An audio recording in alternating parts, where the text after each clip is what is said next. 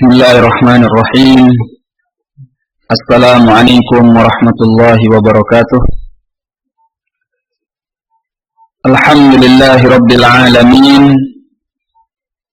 Wassalatu wassalamu ala ashrafil anbiya'i wal mursalin, nabiyyina Muhammadin wa ala alihi wa sahbihi wa man tabi'ahum bi ihsanin ila yaumiddin. Ya ayyuhalladzina amanu taqullaha haqqa tuqatih wa la tamutunna illa wa antum muslimun.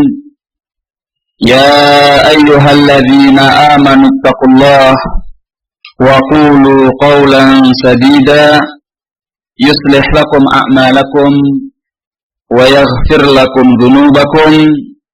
Wa man yuti'illaha wa rasulahu faqad faza fawzan 'azima. Ma'asyiral muslimin, hadirin dan hadirat yang dicintai dan dirahmati Allah. Pada pagi hari ini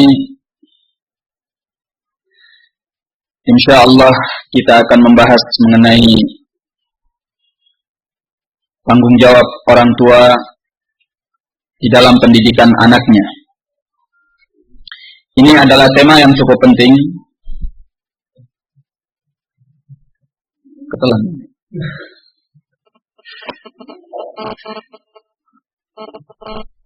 Yang mana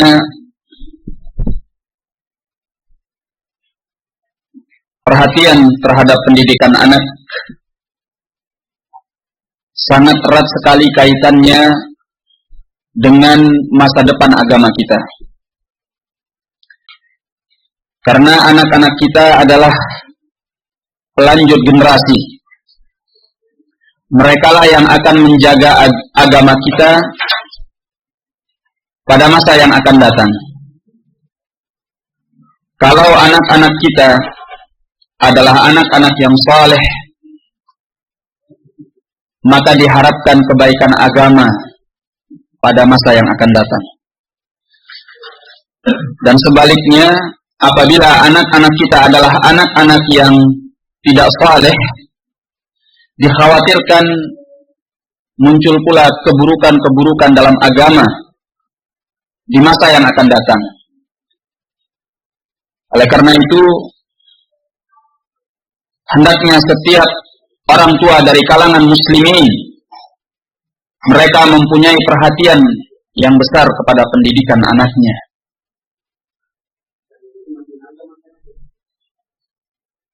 Diriwayatkan bahwasanya Al-Imam A'mash rahimahullah pernah suatu ketika beliau didapatkan sangat perhatian kepada anak-anak. Sebagian manusia bertanya kepada beliau, kenapa beliau melakukan yang demikian itu? Maka jawabnya, karena mereka ini menjaga agamamu. Mereka lah yang akan menjaga agamamu. Maksudnya di masa yang akan datang. Karena anak-anak yang sekarang ini mereka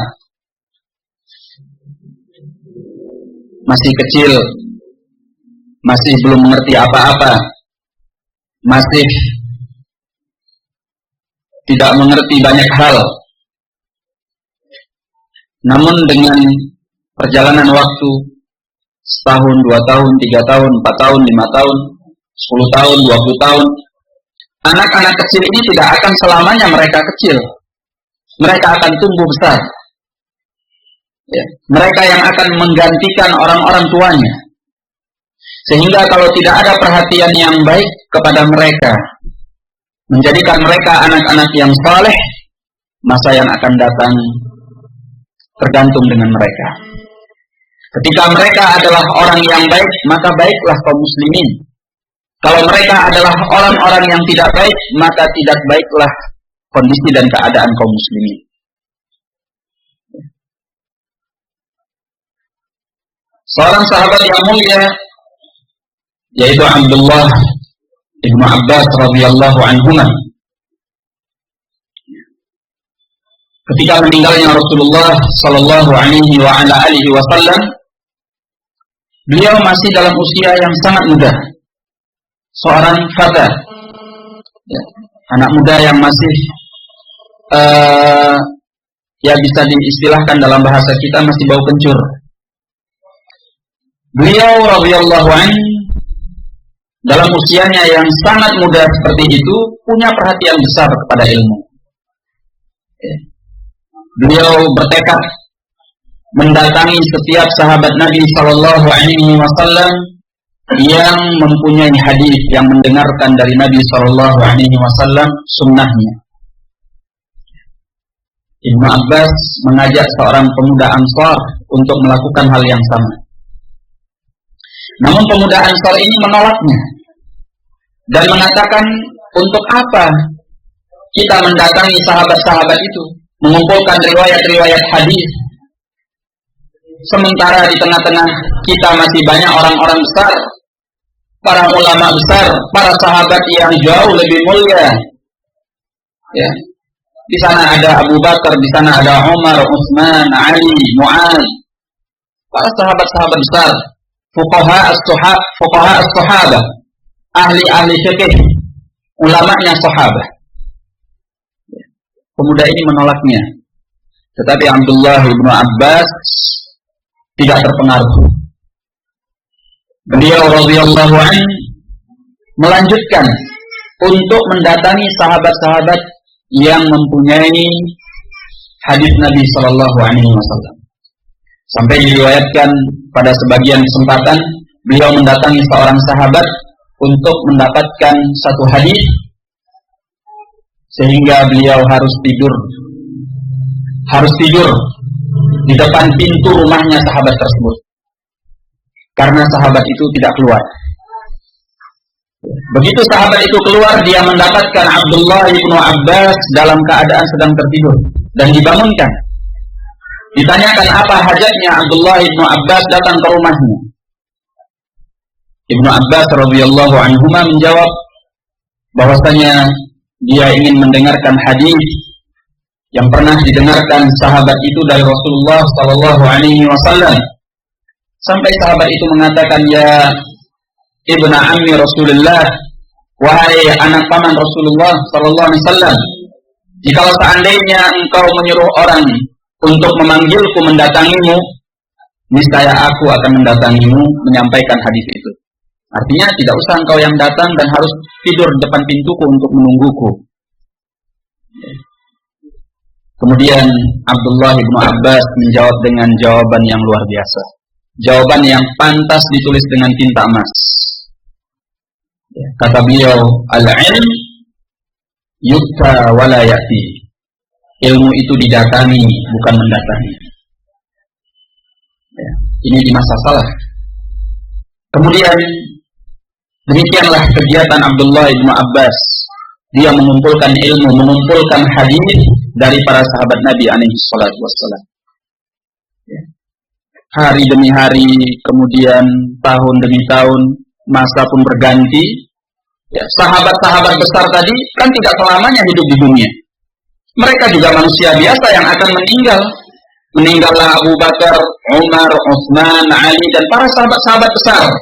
Nah, ketika sahabat-sahabat besar ini tadi tidak ada, mereka telah dipanggil oleh Allah. Siapa yang tinggal? Siapa yang tersisa? Sahabat-sahabat yang tadinya mungkin tidak dipandang, tidak dilihat, bukan rujukan. Ya, semacam Abdullah ibnu Abbas, Abdullah ibnu Umar, Abdullah ibnu Zubair. Ya, sahabat-sahabat kecil yang tadinya mendapati Rasulullah sallallahu alaihi wasallam dalam usia mereka yang masih anak-anak. Ya, awalnya memang tidak dipandang ketika masih ada sahabat-sahabat besar. Ketika sahabat-sahabat besar itu meninggal, siapa yang menjadi rujukan manusia? Mereka. Ya. Coba lihat, ketika masa itu berputar, para sahabat yang besar tidak ada, manusia datang kepada Abdullah ibnu Abbas menjadikannya sebagai rujukan. Dan pada waktu itu Abdullah bin Abbas sudah pantas untuk menjadi rujukan karena dia adalah bahrul ilm, lautan ilmu, ya, yang mengumpulkan sekian banyak hadis Nabi sallallahu alaihi wasallam, ahli dalam bidang tafsir dan ahli dalam bidang-bidang keilmuan yang lainnya. Maka di saat itulah pemuda Ansar yang tadi pernah diajak oleh Abdullah bin Abbas mengetahui kekeliruannya ketika menolak ajakan Abdullah bin Abbas. Ya. Sehingga dia menyatakan bahwa Abdullah bin Abbas adalah seorang yang sangat berakal. Ya. Sehingga ini menjadi pelajaran penting untuk kita. Artinya ketika kita mewariskan keturunan-keturunan yang tidak baik, yang jauh dari Islam, keturunan-keturunan yang tidak mengerti akan agama Allah, maka lihat pada generasi yang berikutnya, ya, kondisi kaum muslimin akan lebih buruk. Ikhwani fiddin rahimani wa rahimakumullah. Maka tanggung jawab orang tua untuk memperhatikan pendidikan anaknya ini juga sangat terkait bagaimana seorang anak akan berbakti kepada kedua orang tua. Bagaimana orang tua mengharapkan anaknya berbakti kepadanya dalam keadaan orang tua tidak pernah mengajari anaknya dengan pendidikan agama yang baik. Sementara al-jaza min jinsil amal. Balasan seseorang itu sesuai dengan perbuatannya. Kalau dia tidak mendidik anaknya, bagaimana anaknya akan tahu berbakti kepadanya? Banyak orang menyalahkan anak. Anaknya begini, anaknya begitu. Dia tidak mengaca pada dirinya sendiri. Apa yang telah dia lakukan di dalam mendidik anaknya? Ini adalah perkara yang harus menjadi perhatian kita.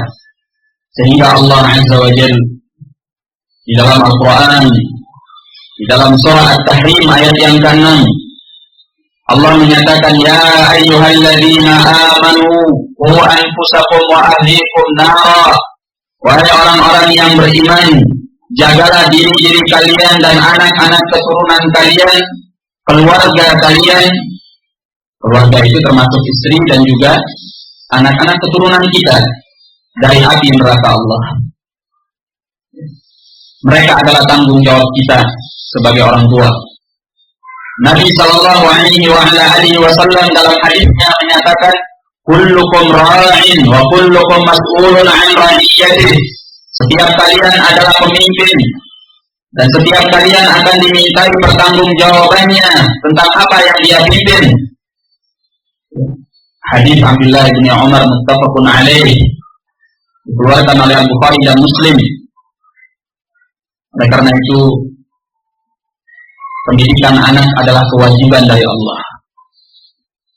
Kita bertanggung jawab untuk menjaga mereka dari murka Allah dan api nerakanya, sebagaimana yang telah diamanahkan oleh Allah Subhanahu wa Ta'ala. Kemudian di dalam mendidik anak ada satu hal yang harus kita sadari sebagai orang tua, di mana yang namanya hidayah itu adalah milik Allah. Kita hanya bisa berusaha, berupaya mendidiknya dengan baik. Tetapi masalah hidayah, siapa yang punya? Allah. Kita sudah mendidik, kita sudah mengajari, kita sudah mengarahkan. Kok anak kita tidak menjadi anak yang saleh? Nah, di sini kita perlu menyadari bahwa hidayah berada di tangan Allah. Nggak usah kan kita. Seorang nabi saja, nabi loh ini. Seorang nabi saja anaknya ada yang kafir. Nabi siapa itu? Nabi Nuh alaihi salam. Ya, bapaknya Nabi, anaknya kafir, bayangkan ya. Ya, karena urusan hidayah berada di tangan Allah. Ketika Allah mengirimkan banjir besar, seorang bapak yang tentunya sayang kepada anaknya, ini manusiawi, Meskipun anaknya adalah seorang yang kafir, ada rasa kasih sayang secara manusiawi kepada anaknya yang kafir itu. Sehingga Nabi Nuh mengajaknya untuk menyelamatkan diri naik ke atas kapal yang sudah dipersiapkan oleh Nabi Nuh. Ya bunayya irkam ma'ana. Ya, wahai anakku, marilah berlayar bersama kami. Wala takun ma'al kafirin. Janganlah engkau bersama orang-orang yang kafir itu. Apa jawaban anaknya? Karena memang anaknya adalah seorang yang kafir. Dia mengatakan, qala sa'awi ila jabalin ya'simuni minal ma'. Kata anaknya, aku akan naik ke atas gunung yang bisa menjagaku dari banjir besar tersebut. Kata Nabi Nuh, qala la 'asimal yawma min amrillah illa man rahim. Pada hari ini tidak ada yang bisa menjaga daripada perintah Allah yang telah menurunkan siksanya kecuali orang yang Allah rahmati. Wa hala bainahumal mawju fakana minal mughraqin. Pada akhirnya keduanya dipisahkan oleh ombak yang besar dan anaknya termasuk dari orang-orang yang ditenggelamkan oleh Allah.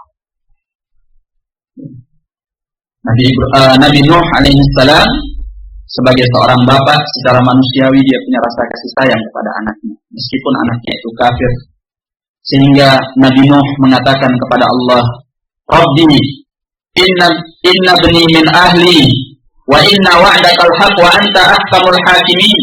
Wahai Rabbku, sesungguhnya anakku termasuk daripada keluargaku dan sesungguhnya janjimu adalah benar dan engkau adalah zat yang maha bijaksana. Maka Allah mengingatkan, menegur Nabi Nuh alaihissalam. Allah katakan, ya Nuh, innahu laisa min ahlik. Ya. Wahai Nuh, anakmu yang kafir itu bukan dari termasuk keluargamu, bukan termasuk dari keluargamu. Innahu amalun ghairu salih. Dia adalah amalan yang tidak baik. Fala tas'alni ma laisa laka bihi 'ilm. Inni a'idzuka an takuna minal jahilin. Ya. Maka jangan kau minta kepadaku apa yang kau tidak punya ilmu tentangnya. Aku peringatkan engkau agar jangan termasuk dari orang-orang yang bodoh. Maka kata Nabi Nuh, Rabbi inni a'udzubika an as'alaka ma laysa li bihi 'ilm. Wahai Rabbku, aku berlindung kepadamu meminta sesuatu yang aku tidak punya ilmu. Wa illa taghfirli wa tarhamni akun minal khasirin. Kalau engkau tidak mengampuni dan merahmati aku, niscaya aku termasuk daripada orang-orang yang merugi. Ini Allah ceritakan di dalam surah Hud, mulai dari ayat yang ke-42 sampai ke-47. Ya, dan sebaliknya pula, kalau tadi ini bapaknya seorang nabi, anaknya kafir. Ada pula yang bapaknya kafir padahal anaknya seorang nabi. Bahkan dinyatakan sebagai Abul Anbiya, bapaknya para nabi. Siapa itu? Nabi Ibrahim alaihissalam. Ya, anaknya Nabi Ibrahim, ya, Khalilullah, seorang Abul Anbiya, bapaknya para nabi, karena para nabi yang setelahnya dari keturunan Ibrahim. Tapi itulah hidayah. Seorang tidak bisa menguasai hidayah Allah karena hidayah berada di tangan Allah Azza wa Jalla. Nabi Ibrahim berupaya untuk mengajak bapaknya. Bapaknya seorang pemahat patung, ya, pembuat berhala. Diingatkan oleh Nabi Ibrahim alaihissalam, ya abati lima ta'budu ma la yasma'u wa la yubsiru wa la yughni 'anka syai'a. Wahai bapakku, kenapa engkau mengibadahi sesuatu yang tidak mendengar, sesuatu yang tidak melihat, sesuatu yang tidak bisa memberimu kemanfaatan sedikit pun? Ya.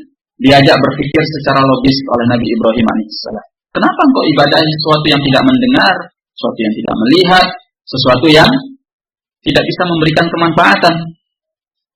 Ya abati, inni qad ja'ani minal ilmi ma lam ya'tika, fattabi'ni ahdika siratan sawiyya.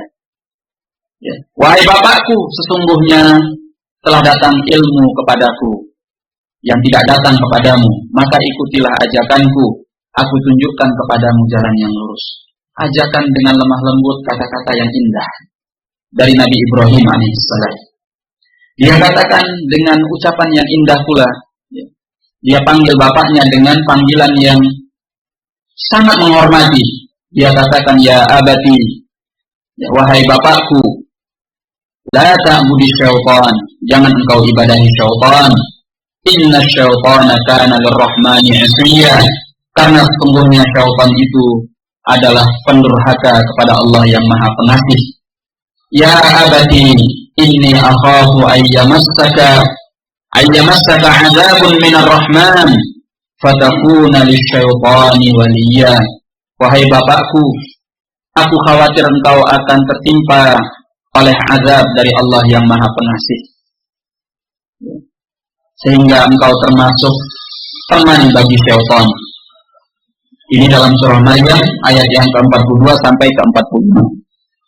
Apa jawaban bapaknya? Kata bapaknya, ya, dengan keingkaran dan kedurhakaannya kepada Allah, dia mengatakan kepada Nabi Ibrahim, araghibun anta an alihati ya Ibrahim. Apakah engkau benci kepada sesembahan-sesembahanku, wahai Ibrahim? Ya. La illam tantahi la arjumannak wahjurni maliya. Kalau engkau tidak berhenti membenci sesembahan-sesembahanku, maka aku akan lempar engkau. La arjumannak, akan aku lempar engkau. Ya. Wahjurni maliya. Tinggalkan aku dalam jangka waktu ini. Silahkan kau pergi. Diusir oleh bapaknya. Hidayah biadillah.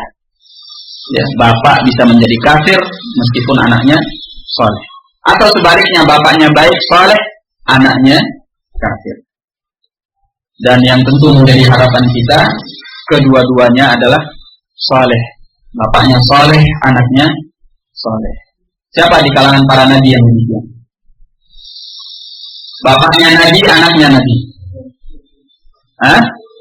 Nabi Ibrahim dan Nabi Ismail alaihissalam. Bapak yang luar biasa dan anak yang luar biasa. Ketika Allah perintahkan kepada Nabi Ibrahim melalui wahyu yang dilihatnya dalam mimpi, Nabi Ibrahim mengatakan kepada anaknya, ya bunayya, inni ara fil manami anni azbahu fandur madza tara. Ya. Wahai anakku, sungguhnya aku melihat di dalam mimpi aku menyembelihmu. Maka apa pendapatnya? Ini dalam surah As-Saffat ayat 102. Ya, ini bukan masalah kecil ya. Seorang bapak ingin menyembelih anaknya dengan perintah Allah. Tapi lihat bagaimana anak yang saleh. Walaupun perintah ini sedemikian dahsyatnya, kata anaknya, ya abati, if'al ma tu'mar. Ya, anaknya pasrah, sabar, percaya kepada bapaknya. Wahai bapakku, silahkan, perbuatlah apa yang diperintahkan Allah kepadamu. Satajiduni insyaallah minas sabirin. Engkau akan mendapatkan aku insyaallah termasuk dari orang-orang yang sabar. As-Saffat ayat 102. Baik. Nah, apa pelajaran yang bisa kita petik dari hal ini? Pelajaran yang bisa kita petik dari hal ini, kalau kita mengetahui bahwa hidayah berada di tangan Allah, artinya di dalam kita mengarahkan, di dalam kita mendidik anak kita agar mereka menjadi anak-anak yang saleh, maka bapak dan ibu jangan berhenti-hentinya untuk mendoakan kebaikan untuk anaknya. Semoga anaknya diberikan hidayah oleh Allah, dijadikan anak yang saleh. Ya, doa orang tua itu sangat pengaruh. Ya, orang tua harus rajin mendoakan anak supaya mereka menjadi anak yang saleh, karena hidayah itu berada di tangan Allah. Minta sama Allah, semoga mereka dijadikan sebagai anak yang saleh. Oleh karena itu, Nabi Shallallahu Alaihi Wasallam di dalam banyak peristiwa beliau mendoakan cucunya dan anak-anak kaum muslimin dan barokah. Ya. Dan barokah doanya Nabi Shallallahu Alaihi Wasallam. Bahkan sebelumnya di dalam Al-Quran Allah mengajari kita sebuah doa yang semua kita hafal. Apa itu? Rabbana hab lana min azwajina wa dzurriyyatina qurrata a'yun waj'alna lil muttaqina imama. Ya, dalam surah Furqan ayat yang ke-74. Wahai Rabb kami, berikanlah kepada kami dari istri-istri kami, pasangan-pasangan kami, anak-anak keturunan kami, qurrata a'yun, sebagai penyejuk jiwa dan hati kami. Anak-anak dan pasangan-pasangan yang soleh.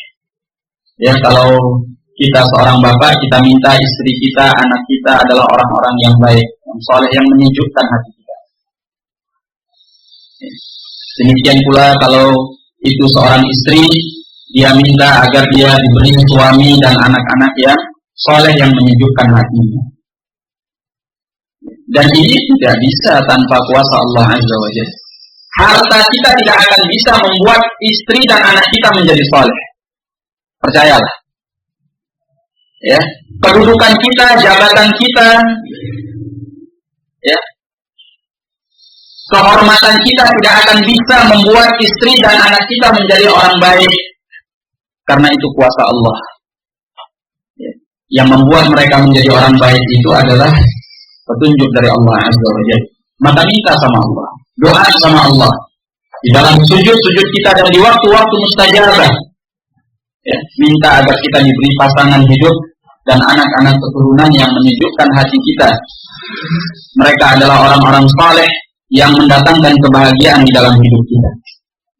Dan Nabi Shallallahu Alaihi Wasallam, ya, dalam banyak riwayat beliau mendoakan kebaikan untuk Al Hasan dan Al Husain. Ya, di antaranya seperti doa beliau alaihi salatu wassalam.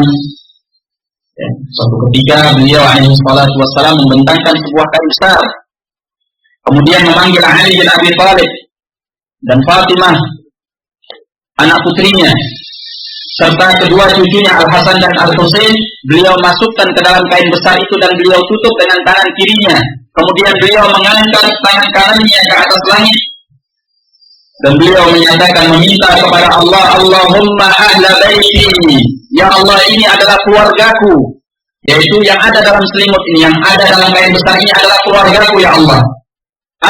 Adhib anhum rijs, hilangkan daripada mereka kekotoran, wa tahhirhum tathhira, dan sucikan mereka dengan sebenar-benarnya suci.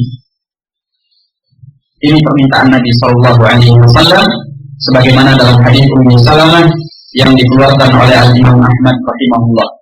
Ya, Ummu Salamah radhiyallahu anha ketika menyaksikan hal ini, Ummu Salamah bertanya kepada Nabi sallallahu alaihi wasallam, ya Rasulullah, bukankah aku termasuk daripada keluargamu? Kata Nabi, iya, engkau adalah termasuk dari keluargaku.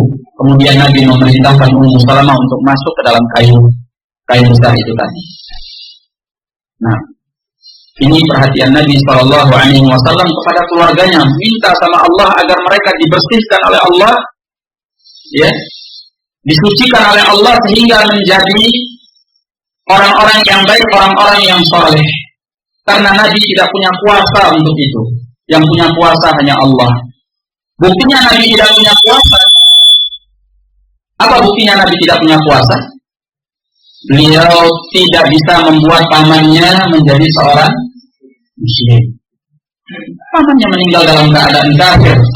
Padahal luar biasa perjuangan Nabi untuk mengislamkan pamannya. Sampai detik-detik terakhir akan meninggalnya Abu Thalib ditunggui oleh Nabi SAW. Ya ammi, qul la ilaha illallah kalimatan ahajju laka biha indallah, kata Nabi. Wahai pamanku, ucapkan la ilaha illallah, sebuah kalimat yang nanti aku jadikan argumentasi di hadapan Allah untuk membelamu. Tapi karena di samping Abu Thalib ada dua orang pembesar jahiliyah, pembesar Quraisy dari kalangan musyrikin, yaitu Abu Jahal dan Abdullah bin Abi Umayyah, keduanya mengingatkan Abu Thalib kepada kefanatikan agama nenek moyang. Atarghabu anta an millati Abdul Muthalib, apakah engkau benci kepada agama Abdul Muthalib? Siapa Abdul Muthalib? kakeknya Nabi sallallahu alaihi wasallam, bapaknya Abu Thalib.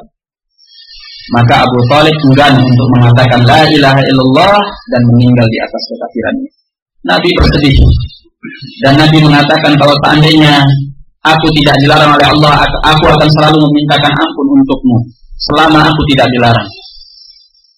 Maka Allah Azza wa Jalla ketika Nabi bersedih, Allah turunkan ayat, innaka la tahdi man ahbab, engkau tidak akan bisa memberi petunjuk kepada siapa yang engkau cintai, walakinnallaha yahdi man yasha wa huwa a'lamu bil muhtadin, akan tetapi Allah yang menunjuki siapa yang dikehendaki oleh Allah, dan Allah Maha tahu tentang siapa yang berhak untuk mendapatkan petunjuknya. Demikian pula ketika Nabi ingin memintakan ampun bagi pamannya yang meninggal di atas kekafiran, Allah turunkan ayat maka lin nabiyyi wal ladzina amanu ayastaghfiru lil musyrikin. Tidak pantas bagi seorang nabi dan orang-orang yang beriman memintakan ampun bagi orang-orang musyrik. Nah, wa fiddin rahimani wa rahimakumullah. Oleh karena itu berdoalah kepada Allah. Di antara yang didoakan oleh Nabi sallallahu alaihi wasallam dari anaknya as-sahabat yaitu Abdullah bin Abbas. Coba lihat barokahnya doa Nabi. Ya. Abdullah bin Abbas ini pernah suatu ketika ya, oleh Nabi sallallahu alaihi wasallam dipeluk di dadanya. Kemudian kata Nabi, Allahumma allimhul hikmah. Ya Allah, ajari dia al-hikmah. Al-hikmah itu adalah ilmu Al-Quran dan sunnah Nabi sallallahu alaihi wasallam. Sebagaimana dalam riwayat Al-Bukhari. Dalam riwayat Al-Imam Ahmad, lafaz doa beliau, Allahumma faqihhu fid-din wa 'allimhu at-ta'wil. Ya Allah, berilah dia pemahaman tentang agama dan ajari dia ta'wil. Ta'wil itu adalah tafsir Al-Quran. Barokahnya doa Nabi sallallahu alaihi wasallam setelah meninggalnya beliau, kemudian Ibnu Abbas belajar menuntut ilmu dari para sahabat Nabi sampai kemudian dia menjadi seorang ahli tafsir. Iya. Dikenal sebagai ahli tafsir yang terkemuka. Betapa banyak penafsiran Al-Quran itu datang riwayatnya dari siapa? Dari Abdullah bin Abbas. Ya. Terbukti doa Nabi sallallahu alaihi wasallam. Demikian pula dalam masalah fikih banyak pendapat Ibnu Abbas radhiyallahu anhu. Ya. Hadis-hadis yang beliau riwayatkan dari Nabi sallallahu alaihi wasallam. Jadi minta sama Allah. Termasuk yang didoakan oleh Nabi sallallahu alaihi wasallam. Siapa anak kecil yang pernah didoakan oleh Nabi di masanya selain Abdullah bin Abbas? Sebetulnya banyak, ya. Di antaranya adalah Anas bin Malik. Anas bin Malik radhiyallahu anhu yang melayani Rasulullah sallallahu alaihi wasallam selama 10 tahun. Dan waktu itu dia masih kecil. Pernah suatu ketika ibunya yaitu Ummu Sulaim meminta kepada Nabi sallallahu alaihi wasallam, ya Rasulullah, khuwailimuk. Ya, qul Allah lahu. Ya Rasulullah, ini pelayan kecilmu, mintalah kebaikan kepada Allah untuknya. Maka Nabi sallallahu alaihi wasallam mendoakan kepada Anas bin Malik dengan setiap kebaikan. Ya. Sampai di antara yang didoakan oleh Nabi sallallahu alaihi wasallam untuk Anas bin Malik, Allahumma akfir malahu wa waladahu wa barik lahu fihi. Ya Allah, kata Nabi, berilah dia harta yang banyak dan beri pula anak yang banyak, dan berkatilah ya Allah pada apa yang Kau beri untuknya. Sehingga Anas bin Malik ini di kemudian hari menjadi salah seorang sahabat yang banyak harta, orang kaya, dan orang yang juga banyak anaknya karena doa Nabi SAW. Berapa anaknya? Beliau meninggal dalam keadaan mempunyai anak 100 orang lebih. Nah, 100 orang lebih. Subhanallah, doanya Nabi SAW. Diberi banyak harta dan diberi banyak anak. Mintalah kebaikan kepada Allah untuk anak keturunan kita. Dan doanya orang tua untuk anak itu didengar oleh Allah, termasuk doa yang mustajab. Makanya dalam riwayat Nabi Shallallahu Alaihi Wasallam menyatakan salatun minad da'awat al-mustajabat. Ya, ada 3 perkara dari doa-doa yang dikabulkan oleh Allah. Pertama, da'watul musafir, doanya orang yang dalam keadaan safar. Ya. Yang kedua, da'watul madlum, doa orang yang terzalimi. Yang ketiga, da'watul walid liwaladihi, doanya orang tua untuk anaknya. Ini doa yang mustajab. Maka orang tua jangan mengabaikan hal ini. Kalau kita ingin anak kita menjadi orang yang soleh, bukan hanya sekedar mendidiknya, menyekolahkannya dengan pendidikan agama, tetapi orang tua jangan henti-hentinya berdoa sama Allah, minta supaya anaknya dijadikan sebagai anak yang soleh, yang berbakti kepada kedua orang tua, yang bermanfaat bagi kaum muslimin. Nah, ikhwan fiddin rahimani wa rahimakumullah. Demikian pula termasuk dari tanggung jawab kita di dalam mendidik anak-anak kita sehingga mereka menjadi anak yang saleh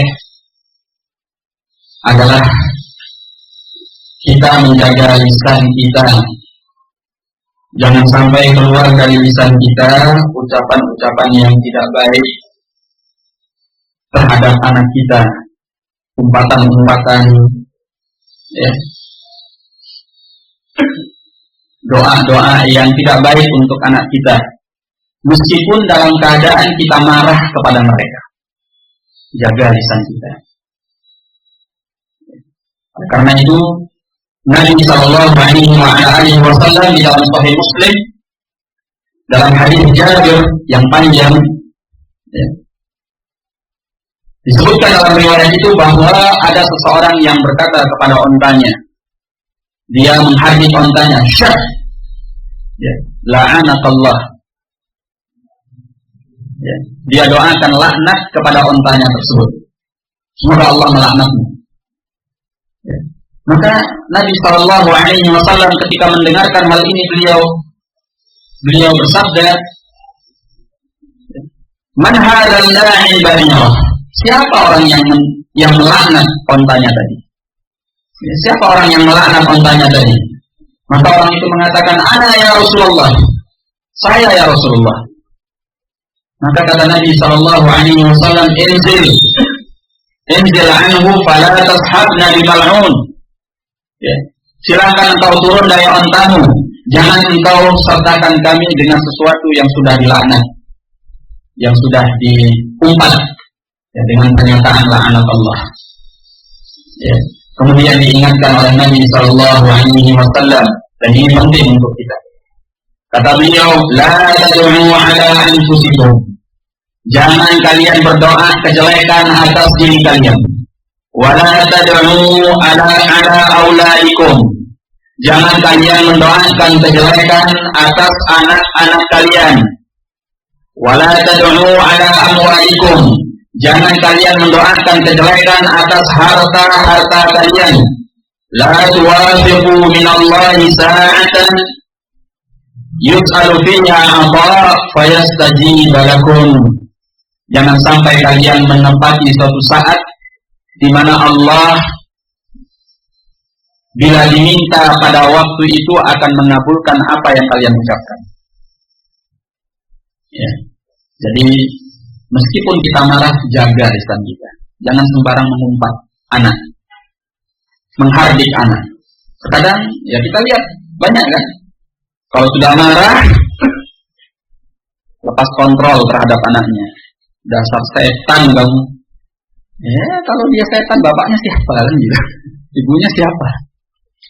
Ya. Atau dengan umpatan-umpatan yang lain. Ya, jangan doakan kejelekan. Kata Nabi, khawatir ucapan kalian itu menepati suatu saat di mana saat itu adalah saat Allah mendengarkan ucapan kalian dan dikabulkan. Ya, ketika diumpat anaknya setan, ya, jadi setan beneran gimana? Ya, sehingga anaknya jadi brengsek karena umpatan-umpatan orang tua tadi.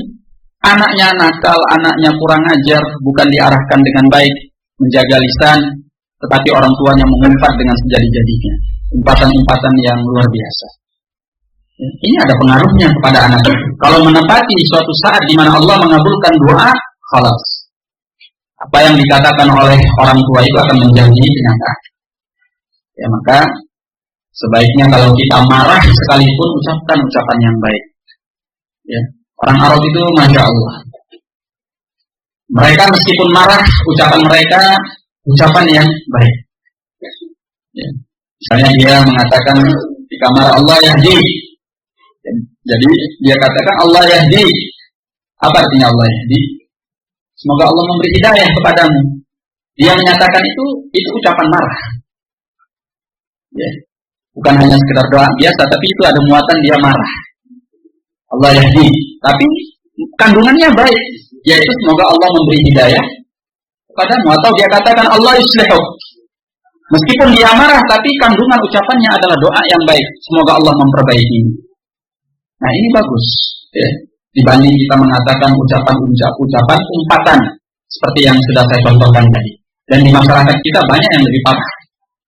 Ya, hal-hal yang diucapkan oleh orang tua berpengaruh kepada anaknya. Oh iya, kemudian ma'asyiral muslimin hadirin dan hadirat yang dicintai dan dirahmati oleh Allah. Demikian pula termasuk hal yang perlu kita jaga, yaitu hendaknya kita merasa gembira dengan anak yang diberikan oleh Allah, apakah itu anak laki ataupun anak perempuan. Ya, karena ini ada pengaruhnya. Rasa cinta orang tua kepada anak secara psikologis dan keterikatan emosional itu akan berpengaruh kepada anak tersebut baik atau buruk. Ya. Rasa cinta yang muncul di dalam hati orang tua kepada anak, kegembiraannya kepada anak akan memberikan sesuatu yang positif kepada jiwa anak. Dan demikian pula sebaliknya. Makanya Allah Azza wa Jalla mengingatkan tentang perbuatan orang-orang musyrik di masa jahiliyah di dalam Al-Quran. Bagaimana orang-orang musyrik itu? Kata Allah di dalam surah An-Nahl ayat yang 58 dan 59. Wa idza busyira ahaduhum bil untha dhalla wajhuhu muswaddan wa huwa kadhib. Kalau salah seorang di antara mereka diberi kabar gembira tentang kelahiran anak wanitanya, maka wajahnya akan menghitam karena menahan marah. Yatawara minal qaumi min su'i ma busyira bih. Dia akan bersembunyi dari kaumnya karena berita buruk yang disampaikan kepadanya, yaitu kelahiran anak wanita. Ayumsikuhu ala hunin an yadussuhu fit turab ala sa'a ma yahkum. Dia apakah akan membiarkan anak itu hidup di dalam kerendahan, di dalam aib karena anak itu adalah wanita, atau dia akan menguburnya hidup-hidup? Alangkah buruk apa yang mereka perbuat, kata Allah. Jadi ikhwan fillah rahimani wa rahimakumullah, ya, anak mau laki mau perempuan sama saja. Karena kita tidak tahu, ya, apakah yang kita tidak suka itu akan menjadi keburukan untuk kita atau malah sebaliknya. Ya, terkadang kita tidak suka kalau kelahiran anak wanita, padahal itu baik untuk kita. Allah Maha tahu dengan kemaslahatan hambanya. Sebagaimana kita terkadang bergembira dengan lahirnya anak laki-laki, bisa jadi menjadi keburukan untuk kita. Makanya Allah ingatkan di dalam Al-Quran, kata Allah, wa ata an takrahu syai'an wa huwa khairul lakum. Ya, barangkali kalian tidak menyukai sesuatu, tetapi sesuatu itu menjadi baik untuk kalian. Wa asa an tuhibbu syai'an wa huwa syarrul lakum. dan bisa jadi kalian mencintai sesuatu padahal itu buruk untuk kalian. Nah, dan Allah mengatakan juga di dalam Al-Quran bahwasanya Allah Subhanahu wa Ta'ala yang menciptakan anak tersebut, Allah yang menciptakan anak itu. Allah memberi kepada seorang hamba sesuai dengan apa yang dikehendaki oleh Allah. Allah sebutkan di dalam surah Asy-Syura ayat yang ke-49 dan sampai ke-50, yahibu liman yasha'u inathan wa yahibu liman yasha'u dzukur. Allah memberi kepada siapa yang Allah kehendaki anak wanita, dan Allah memberi kepada siapa yang Allah kehendaki anak lelaki. Au yuzawwijuhum dhukranan wa inatha. Ada pula yang Allah berikan anak perempuan dan juga anak lelaki. Wa yaj'alu man yasha'u 'aqiman innahu 'alimun qadir. Dan Allah juga menjadikan siapa yang dikehendakinya dalam keadaan mandul, dan Allah Maha mengetahui dan Maha menguasai.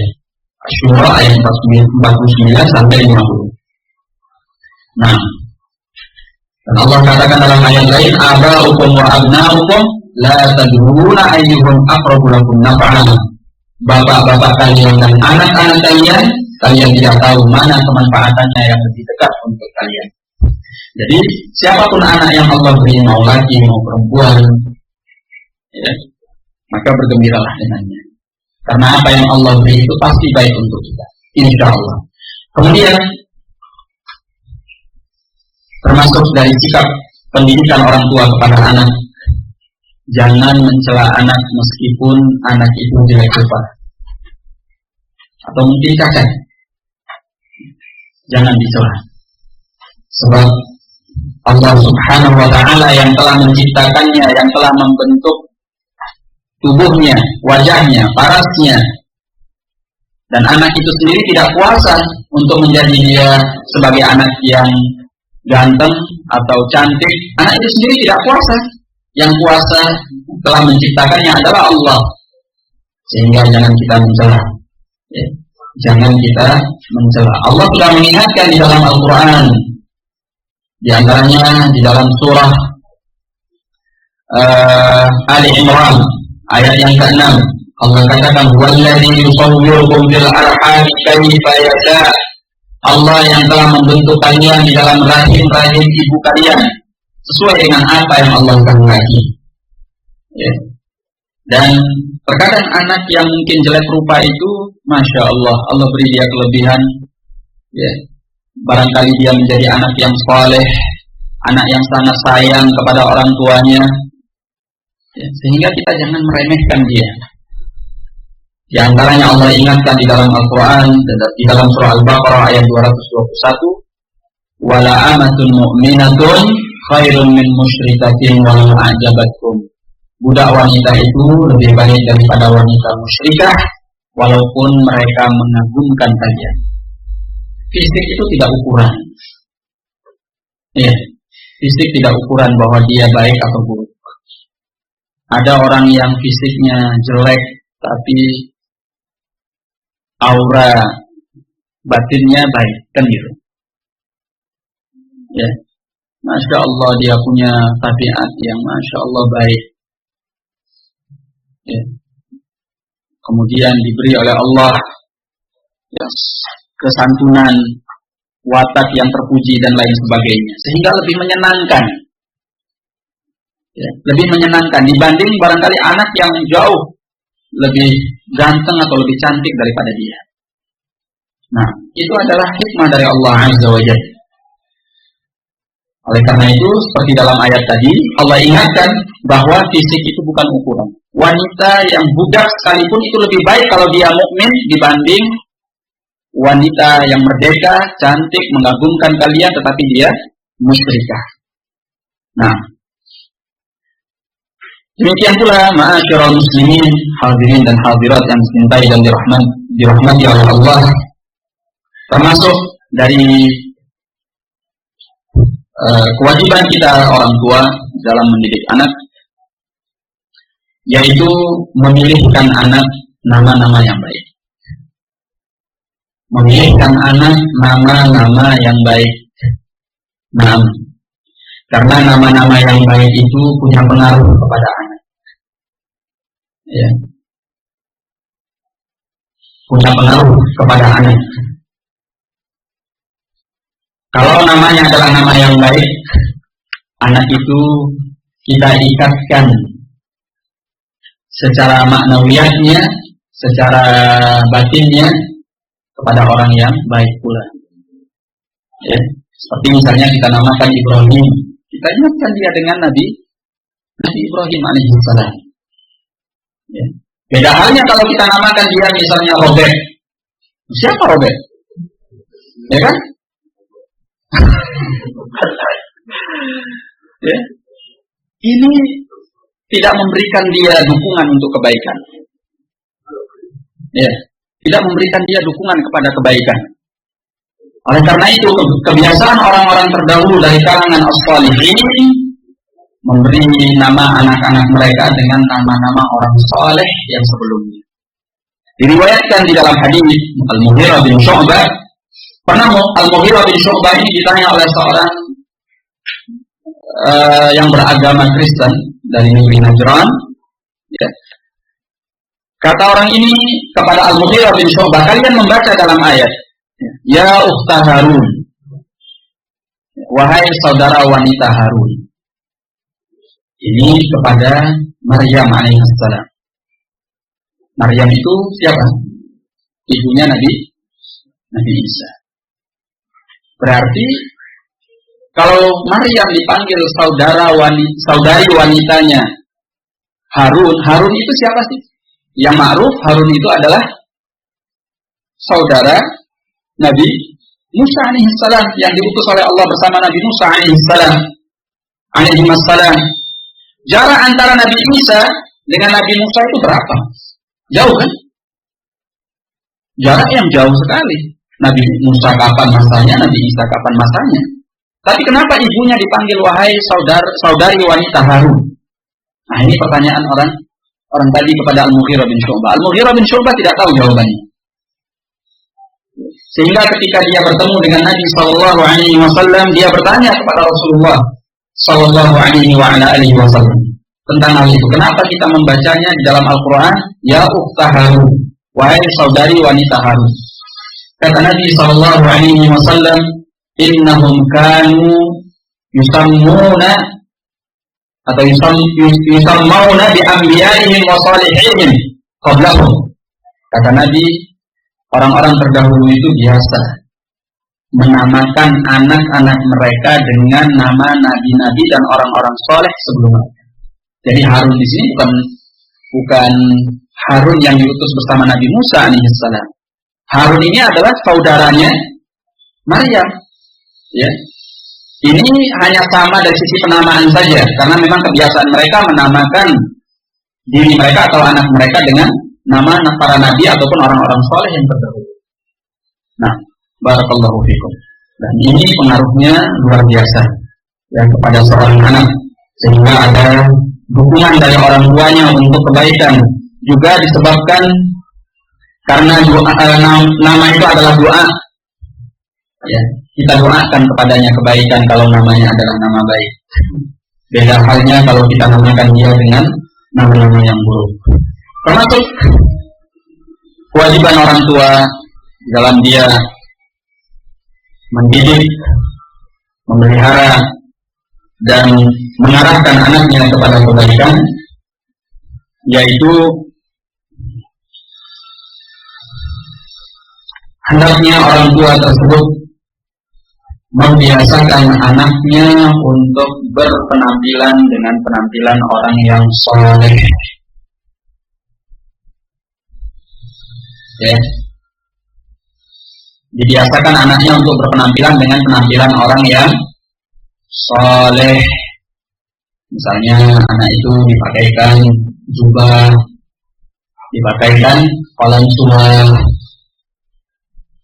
ya, potongan rambutnya dipotong dengan potongan rambut, ya orang-orang baiklah.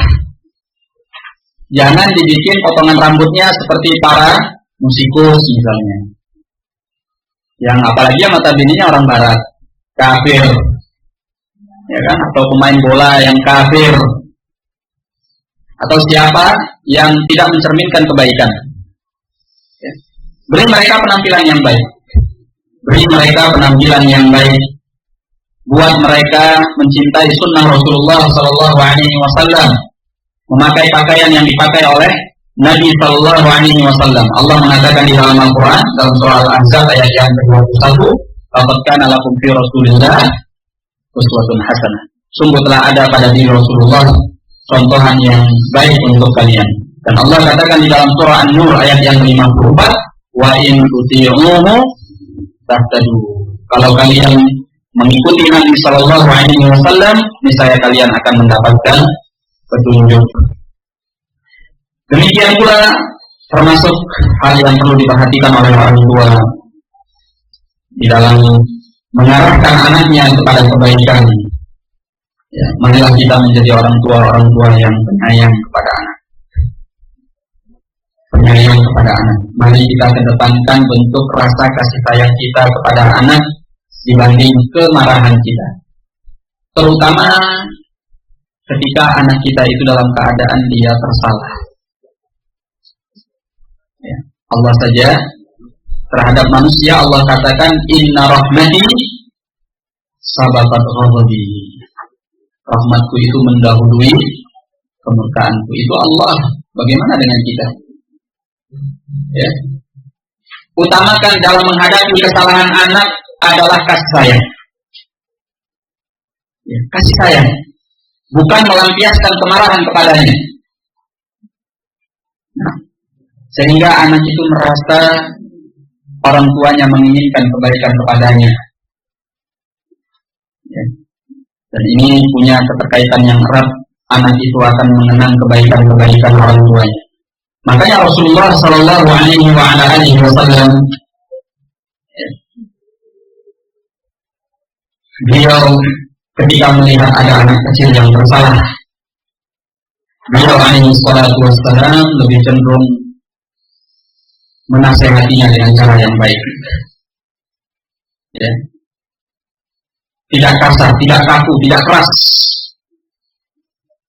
Tetapi beliau mengarahkan kepada hal-hal yang baik dan bermanfaat untuk anak ini. Seperti yang diriwayatkan di dalam hadis Al-Bukhari dan Muslim, ya, dalam hadis Umar bin Abi Salamah radhiyallahu anhu. Ya, Umar bin Abi Salamah ini adalah anak tiri Rasulullah SAW. Anak tirinya, karena ibunya yaitu Ummu Salamah adalah istri Nabi SAW. Tapi Umar ini bukan anak Nabi, anak dari bawaan Ummu Salamah. Bapaknya adalah Abu Salamah yang meninggal setelah peperangan karena luka parah setelah perang Uhud. Maka suatu ketika Umar bin Abi Salamah ini ketika dalam hidangan makan, itu tangannya liar, artinya bergerak sana dan kemari di dalam hidangan makan tersebut, ya, dan tidak mengucapkan Bismillah. Maka Nabi Sallallahu Alaihi Wasallam mengingatkannya dengan baik, ya hulam, wahai anak kecil, ya, wahai anakku, samillah, ucapkan Bismillah. Wa kul biyaminik, wa kul mimma yalik. Makanlah dengan tangan kananmu, makanlah dari makanan yang ada di hadapanmu. Nah, ini Nabi Sallallahu Alaihi Wasallam. Sehingga anak itu mendapatkan kebaikan dengan teguran yang baik. Dan marilah kita kedepankan kasih sayang. Ya. Jangan memecahkan masalah yang ada pada anak, selalu mengedepankan rasa marah. Sebab Nabi Sallallahu Alaihi Wasallam menyatakan maka rifqu fi syai'in illa zana, wa maka al-'anatu fi syai'in illa zana. Tidaklah kelemah lembutan dalam sebuah perkara melainkan akan memperindahnya, dan tidaklah suatu kekakuan dalam sebuah perkara melainkan akan memperburuknya. Nah, dan orang tua itu harus menunjukkan sayang kepada anak itu dalam bentuk-bentuk yang memang bisa dia lakukan kepada anak selama tidak berlebihan. Ya. Misalnya di antara yang dilakukan oleh Nabi Shallallahu Alaihi Wasallam yaitu beliau sering mencium Al Hasan dan Al Husain radhiyallahu anhuma, yang dicium oleh Nabi Shallallahu Alaihi Wasallam. Sampai suatu ketika Nabi Shallallahu Alaihi Wasallam mencium Al Hasan dan Al Husain, seorang sahabat merasa heran dengan perbuatan Nabi. Ya.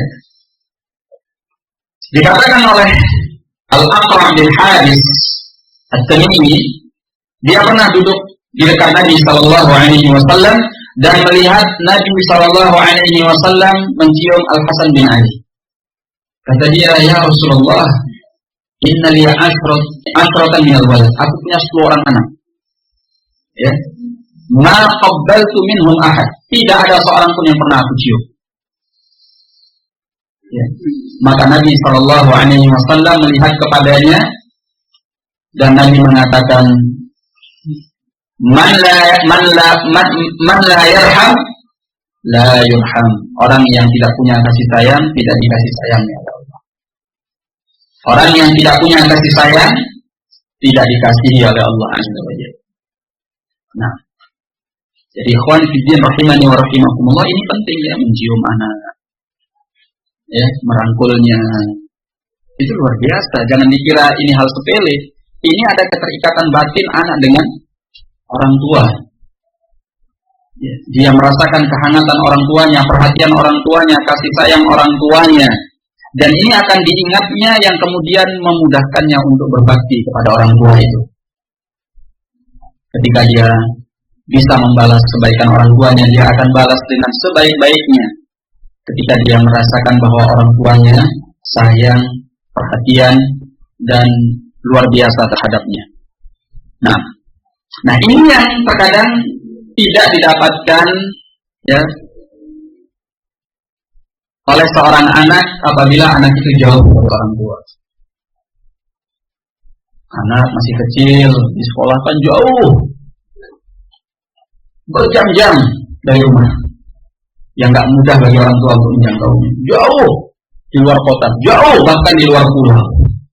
Anak masih 7 tahun, 8 tahun, 9 tahun. Anak yang belum mengerti apa-apa, yang masih butuh kehangatan orang tua, kasih sayang orang tua, ciuman orang tua, perhatian orang tua, pendidikan orang tua. Ya. Sehingga jangan disalahkan anak itu kalau nanti suatu saat dia tidak acuh kepada orang tuanya. Iya benar, dia di pondok pesantren, betul. Tapi keterikatan batinnya dengan orang tua jauh. Karena orang tuanya yang mensuasanakan seperti itu. Sehingga tak jarang kadang sebagian anak itu, ya, orang tuanya datang menjenguk, dia nggak peduli. Karena memang dia sudah biasa jauh dari orang tuanya. Ya. Bahkan tak jarang pula anak itu lebih percaya sama gurunya daripada orang tuanya. Dia tidak punya rasa kasih sayang yang besar kepada orang tuanya. Yang dia tahu orang tuanya adalah pengasuh-pengasuhnya di pondok pesantren itu tadi.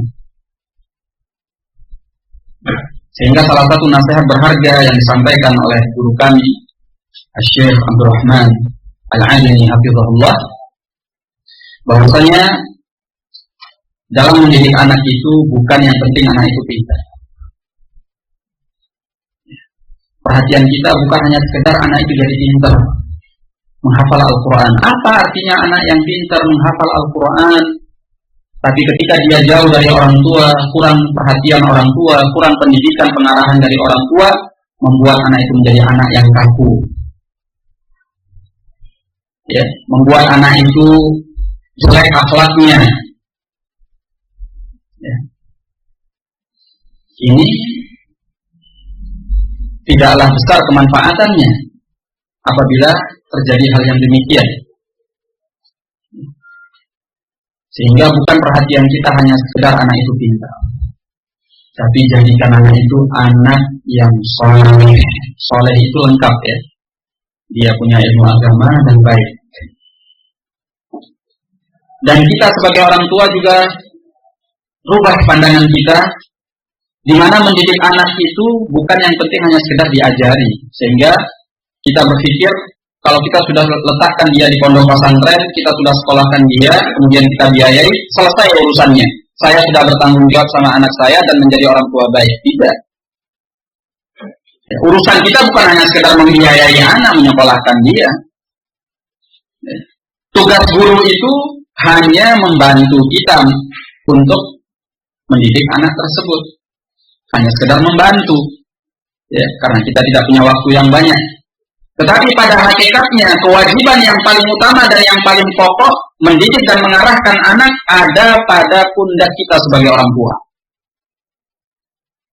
Sehingga kalau kita sudah menyekolahkan anak, urusannya bukan hanya sekedar membiayai, kita juga harus tetap memantaunya, mengarahkannya, ya, mendidiknya dengan baik dengan apa yang kita mampu setelah dia tidak berada di sekolahnya. Mendapatkan kehangatan dari kita, itu akan dia ingat, akan berbekas di hatinya, akan berbekas di jiwanya. Ya, oh orang tua saya dulu begini, orang tua saya dulu begini. Ya. Tapi kalau perhatian kita hanya sekedar membiayai anak, setelah itu tidak peduli dengan anak, itu salah. Ya. Sehingga anak itu merasa seolah-olah orang tuanya tidak perhatian padanya. Nah, ikhwani fiddin rahimani wa rahimakumullah. Jadi di dalam mendidik anak ini sebenarnya banyak hal, ya. Banyak hal yang perlu kita ketahui, kita perbaiki, dan kita memberikan tanggung jawab yang besar di dalamnya. Ini adalah tema yang sungguhnya butuh kepada beberapa majelis. Tapi paling tidak, ya, apa yang sudah kita sampaikan ini termasuk cukup mewakili sebagiannya terhadap pembahasan mengenai tanggung jawab orang tua terhadap pendidikan anak. Nah, bagaimana? Lanjut.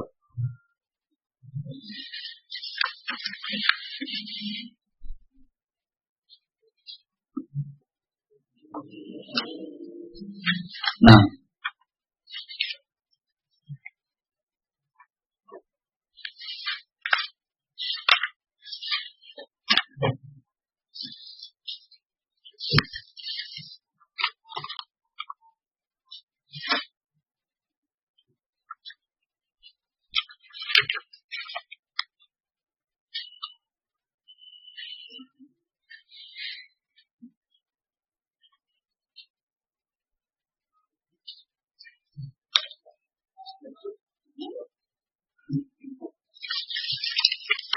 sampai jam berapa? Setengah 12. Baik, sini ada sebagian pertanyaan.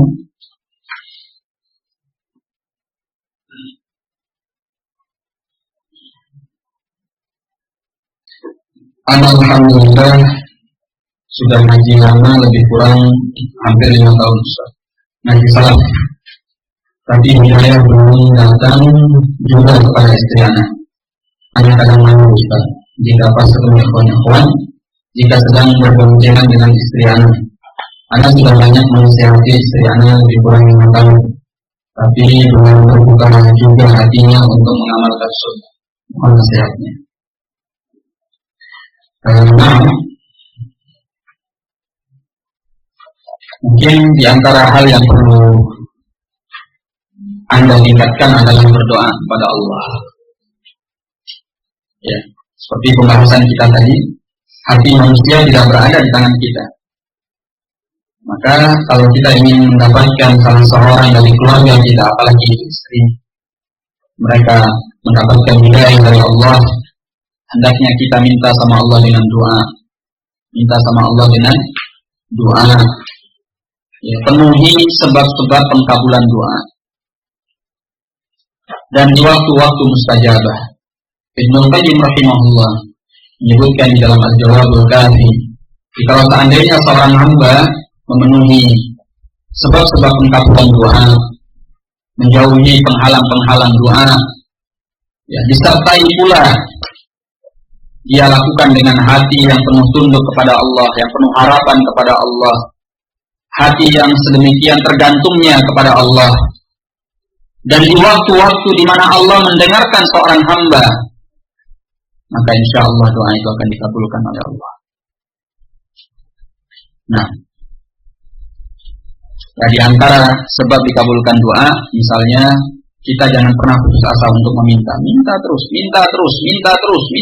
doa terus. Ya. Kemudian jauhi makan dan minum dari yang haram, pakaian yang haram. Ya. Demikian pula berdoa dalam keadaan hatinya hadir, jangan berdoa hatinya tidak hadir bersamanya. Demikian pula ketika doa, ya, memanggil nama-nama Allah yang baik sebelum meminta, dan dilakukan pada waktu-waktu yang mustajab. Di antaranya adalah sepertiga malam yang terakhir, ketika Allah turun ke langit dunia dan menyatakan, siapa yang meminta aku beri, siapa yang mohon ampun aku ampuni, siapa yang minta perlindungan aku lindungi. Saat itu mintalah kepada Allah, sepertiga malam yang terakhir, ya, sekitar jam setengah 3, jam 2, jam setengah 3 malam, bangun salat malam, doa, minta sama Allah dalam sujud. Bila perlu sampai nangis, minta sama Allah. Ya. Jadi lakukan doa itu dengan maksimal.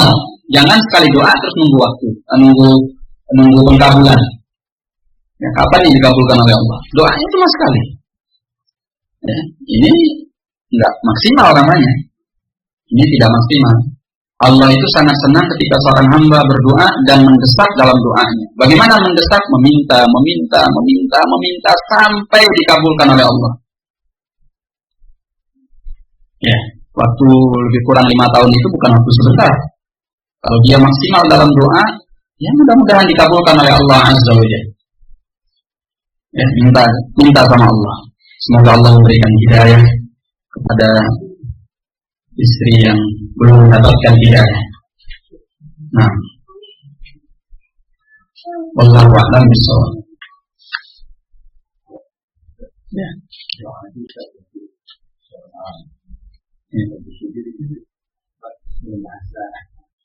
Waktu sujud dengan bahasa Indonesia nggak apa-apa, tapi jangan dilafazkan, dalam hati saja. Dalam hati saja. Kalau kita bisa mengucapkannya dalam bahasa Arab, tidak mengapa untuk dilafazkan. Tapi kalau tidak bisa, dalam hati saja. Cukup dalam hati, karena dalam sholat tidak boleh melafazkan bahasa selain bahasa Arab. Nah, barakallahu fiikum. Dan dalam doa dan dalam sujud itu adalah waktu yang paling terdekat seorang hamba kepada Allah. Sebagaimana yang dikatakan oleh Nabi, aqrabu ma yakunul 'abdu min rabbih wa huwa sajid. Ya. Seorang hamba itu sangat dekat dengan Rabb-nya ketika dia sujud. Makanya kata Nabi, ya, fa ammas sujud fa aktsiru minad du'a fa qaminun ayustajaba lakum. Kalau sujud, banyaklah doa, semoga dikabulkan untuk kalian. Nah, kemudian langkah-langkah apa saja? Tanya Pak Ustaz, langkah-langkah apa saja agar supaya kedua putri anak mau berhijab? Yang satunya baru lulus kuliah, ya, dituliskan di sini satunya baru lulus kuliah dan yang satunya masih belum kandidat ya. Ya, di antara langkahnya seperti yang kita sebutkan tadi, doa. Itu jangan kita lupa, doa. Kalau sudah urusannya dengan hidayah, ya, doa, minta sama Allah. Karena kita nggak kuasa untuk memberikan hidayah, kita hanya bisa berupaya. Ya, di samping kita menasehati, kita mengarahkan kepada yang baik, bersabar kepadanya, ya, segala hal sarana yang bisa membuatnya mendapatkan hidayah, seperti misalnya diajak ngaji, beri bacaan yang baik, didengarkan ceramah-ceramah yang baik apabila memang hal itu memungkinkan. Ya. Sebenarnya dari semua usaha itu yang paling sangat berpengaruh adalah doa. Maka jangan lupa untuk doa. Mungkin kalimat yang tepat bukan jangan lupa, harus berdoa. Minta sama Allah Azza wa Jalla. Doa sambil usaha. Terkadang doa itu memberikan suatu keajaiban yang yang sebelumnya kita tidak menduga. Kita sangka, wah tidak mungkin kayaknya dia bakal jadi baik dengan kondisi dia yang sudah ada. Tapi karena kita doa, minta sama Allah, tanpa kita sangka-sangka, tanpa kita nyana-nyana, anak itu mendapatkan hidayah dari Allah Azza wa Jalla. Ya. Dia mendapatkan hidayah. Nah, dan juga diantaranya ya kita harus menunjukkan kesolehan, kebaikan, karena kesolehan orang tua itu juga berpengaruh kepada anaknya. Baik. Jadi jawaban saya sama seperti yang tadi, ya, di samping melakukan usaha-usaha yang telah kita sebutkan, yaitu mengarahkan anak kepada yang lebih baik, juga lebih penting daripada itu adalah doa, minta sama Allah Azza wa Jalla. Terutama kalau anak itu sudah dewasa, kita nggak bisa maksa kan gitu. Maka yang paling berpengaruh adalah doa. Bagaimana mengenalkan anak pada amalan yang sunnah yang agung seperti ini sama tahajud, dan berapa sebaiknya anak tersebut dikenalkan sholat tahajud? Ya, dalam usia yang dia sudah bisa mencerna amalan sholat. Ya, kalau anak masih kecil, misalnya anak 2 tahun, dia belum ngerti apa itu sholat, belum paham. Ya, untuk berdiri saja dia masih belum bisa stabil kan? 2 tahun, 3 tahun, 4 tahun, saya kira belum. Ya mungkin usia-usia yang dia mungkin sudah bisa mulai mencerna, ya usia 7 tahun ke atas. Ya, usia 7 tahun ke atas, seperti yang dinyatakan oleh Nabi Shallallahu Alaihi Wasallam dalam hadis. Ya, muru auladakum bis-shalah wa hum abna 7 wadribuhum 'alaiha wa hum abna'u 'ashr. Ya, kata Nabi Shallallahu Alaihi Wasallam, perintahkan anak kalian untuk melaksanakan sholat mereka usianya 7 tahun, dan pukullah mereka kalau meninggalkan sholat dalam usianya yang 10 tahun. Jadi anak itu sudah bisa mencerna sholat usia 7 tahun. Ya, usia 7 tahun. Nah, dan kalau dia meninggalkan sholat yang wajib pada usia 10 tahun, maka dia berhak untuk dipukul. Namun bukan berarti tidak boleh mengajak anak yang kurang dari 7 tahun untuk melaksanakan sholat. Ya bolehlah. Tapi penekanannya tidak seperti anak umur 7 tahun. Dan ada hal yang sangat penting di sini yang mungkin bisa kita ingatkan, di mana anak yang di bawah umur 7 tahun, ketika mereka dibawa ke masjid, pastikan anak itu tidak mengganggu waktu sholat. Ya, kita jangan mengabaikan kemaslahatan umum demi kemaslahatan khusus. Mengajari anak untuk terbiasa ke masjid, menyaksikan kaum muslimin sholat atau bahkan dia ikut sholat, ini kemanfaatannya khusus. Tapi kekhusyuan jamaah sholat itu kemanfaatannya umum. Sehingga kalau kita ngajak anak kita yang belum paham akan sholat di bawah usia 7 tahun, pastikan bahwa dia tidak mengganggu di masjid. Ya, kalau dia mengganggu di masjid, meninggalkannya di rumah lebih baik dibanding dia dibawa ke masjid dan mengganggu orang sholat. Dan jangan digabungkan acara ngomong anak sama sholat. Sholat ya sholat, ngomong anak. Supaya jangan ganggu orang, khususnya kalau di masjid. Ya, barakallahu fikum. Kalau sholat di rumah ya silakan. Ya, dan Nabi Shallallahu Alaihi Wasallam pernah menggendong anak dalam keadaan beliau sholat. Baik.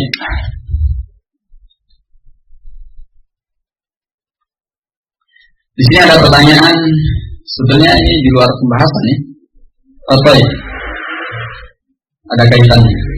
Kalau menikah dengan wanita yang belum kenal dakwah salaf, tetapi wanita ini seorang yang baik, hanif, hanya saja hidayah belum datang, dan masalah untuk pendidikan anak diserahkan kepada calon suami. Mau disekolahkan di sekolah-sekolah salafi tidak masalah. Bahkan si wanita ini minta dibimbing. Maka bagaimana sebaiknya? Mengingat hidayah dari Allah, kita hanya berusaha mendekatkan hidayah. Ya sudah nikah, bismillah. Nah, kalau memang dia wanita yang baik, ya, akhlaknya baik, wataknya baik, sifatnya baik, apalagi dia mau dibimbing, diarahkan, nggak mesti harus dia sudah kenal ngaji salaf. Ya, nggak mesti. Ya, terkadang bisa jadi dalam suatu keadaan, suatu kondisi, walaupun tidak mesti. Ya, ketika kita harus dihadapkan ada wanita yang sudah ngaji, tapi dia kurang punya watak, sifat, akhlak yang baik. Ada kebiasaan-kebiasaan yang kurang baik. Ada wanita lain awam, belum kenal ngaji, tapi Masya Allah, dari sifatnya, akhlaknya yang sampai beritanya kepada kita, dari keluarganya juga, ya akhlaknya baik, kemudian bisa dibimbing, mau diarahkan. Sementara yang ini orangnya agak kaku, keras, gitu kan? Mana yang harus dipilih? Ya, kalau melihat kondisinya, ya, yang awam tadi pilih. Ya, kalau minta saran ke saya bilang, saya akan mengarahkan, pilih yang awam. Masya Allah. Kenapa? Karena dia mau diarahkan. Iya, setelah nikah urusan kita. Karena dia mau diarahkan, kita bisa bawa dia kepada yang lebih baik, agama yang lebih baik. Ya, kita tutupi dengan hijab. Nah, setelah itu dia punya akhlak yang baik, watak yang baik, kebiasaan yang baik. Itu jauh lebih menenteramkan dibanding yang sudah ngaji dengan sifat yang demikian tadi. Ini sebagai contoh. Jadi kalau ditanya dalam hal ini, maka saya katakan Bismillah, kapan walimahannya? Gitu ya. Nah, barakallahu fikum.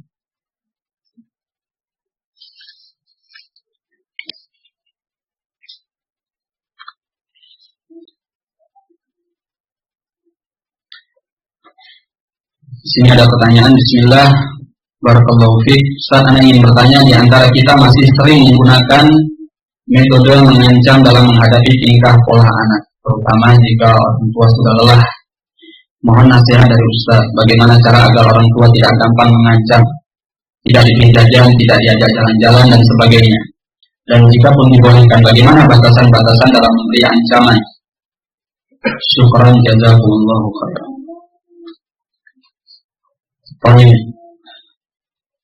Ya, ini termasuk cara mengarahkan anak. Ya.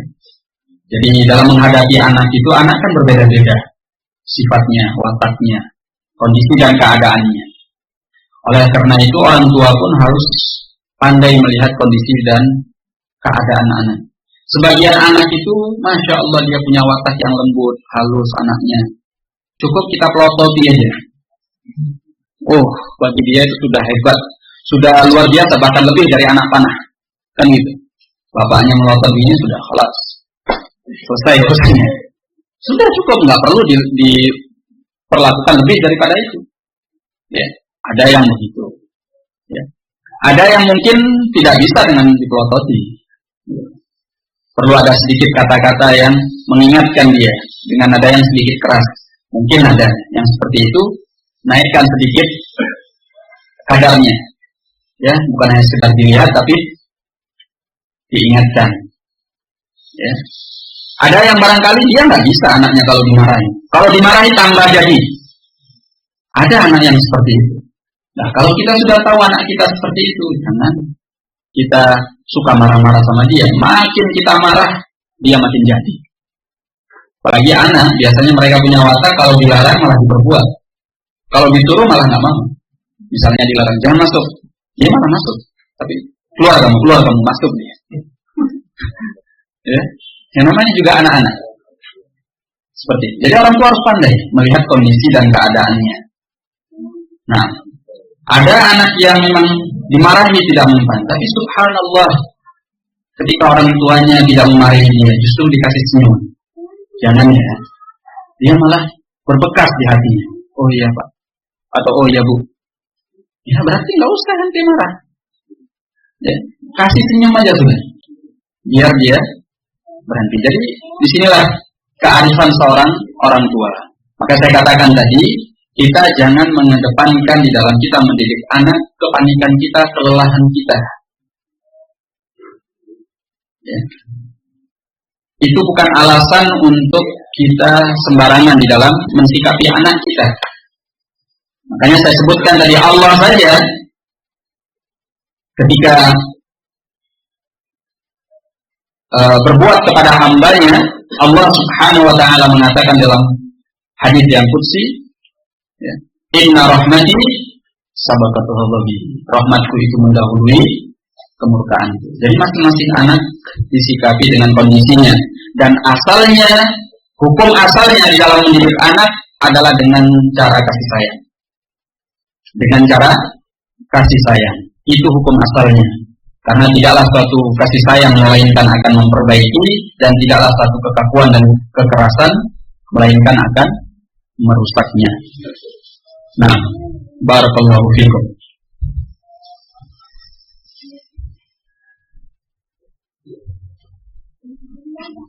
Dan yang sangat pengaruh, ya, sebenarnya ini juga merupakan kelemahan kita sebagai orang tua. Terkadang kita mengarahkan anak, melarangnya dari perbuatan ini, perbuatan itu. Kita tidak menunjukkan contoh yang baik kepada anak tersebut. Misalnya ini, ya, saya contohkan, kadang orang tua mengatakan pada anak, kamu jujur, jangan suka bohong. Gak boleh, itu orang bohong itu dosa besar. Tapi dari sikap kita kepada anak, dia tidak melihat kejujuran kita. Misalnya kadang kita janji sesuatu, nanti dikasih permen, beliin permen. Kita anggap sepele. Kemudian ketika anak itu sudah memenuhi apa yang kita minta, kita tidak belikan dia permen. Karena kita anggap, sepele, gampang lah masalah permen. Itu diperhatikan oleh anak. Kita larang dia, misalnya, jaga sholat. Ya. Sementara kita orang tua tidak perhatian kepada sholat. Dan banyak hal. Ya. Oleh karena itu, contoh dengan perbuatan, pengarahan dengan perbuatan itu lebih berpengaruh kepada anak dari hanya sekedar omongan dan kemarahan kita lewat mulut. Anak akan meniru, anak akan jauh lebih terpengaruh dengan sikap dan perbuatan orang tuanya dibanding dengan omongan orang tuanya. Nah, kemudian hal lain yang perlu juga kita ingat, yaitu kita sebagai orang tua, walaupun kita punya banyak tuntutan, jangan ditumpahkan semuanya kepada anak dalam satu kesempatan, dalam satu waktu, sehingga anak itu terbebani dengan semua tuntutan kita. Kita saja tidak mau diperlakukan seperti itu, ya kan? Kamu jangan begini, kamu jangan begini, kamu jangan begini, kamu jangan begini. Ya. Lakukan dengan cara yang kasih sayang, satu persatu. Ya. Arahkan secara perlahan-lahan sehingga dia terdukung untuk melaksanakan apa yang kita minta daripadanya. Nah, barakallahu fikum. Jadi ini beberapa hal yang mungkin bisa jadi perbaikan untuk kita semuanya. Wallahu a'lam bishawab.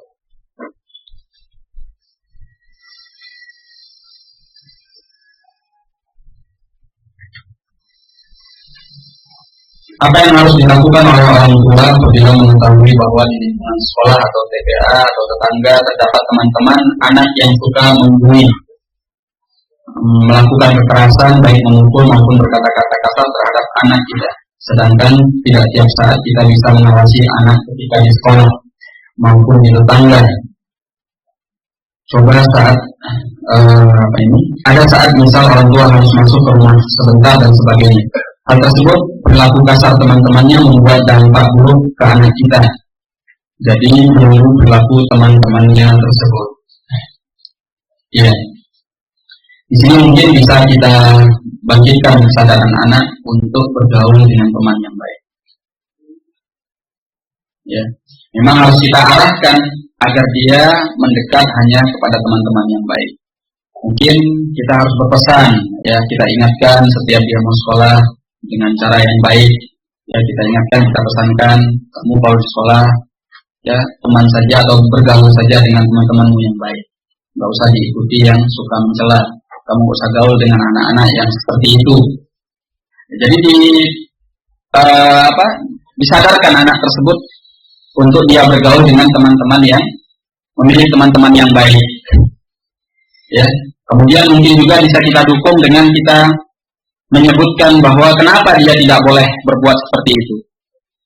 Ya, kenapa dia tidak boleh berbuat kasar? Ya kita jelaskan karena misalnya menggolimi orang itu tidak boleh. Jadi anak itu diberi pengertian. Ya, diberi pengertian. Nah, disinilah dimana orang tua itu butuh kedekatan hati, kedekatan jiwa secara emosional dengan anak. Ya.